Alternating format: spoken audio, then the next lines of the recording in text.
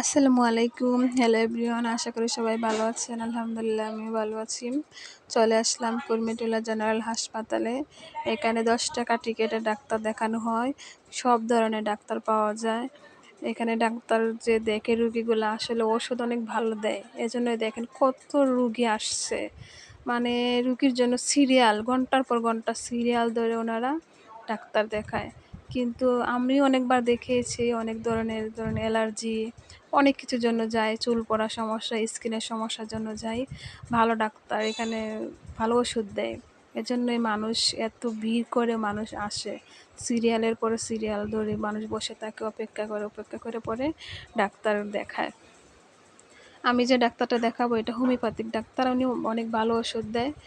এই দেখেন, এই যে ওই ডাক্তারের কাছে যাচ্ছে রুগীরা, 2 জন করে যাচ্ছে। এই যে আমি ভিতরে ঢুকলাম, রুগী একটু ভিডিও নিয়ে নিলাম।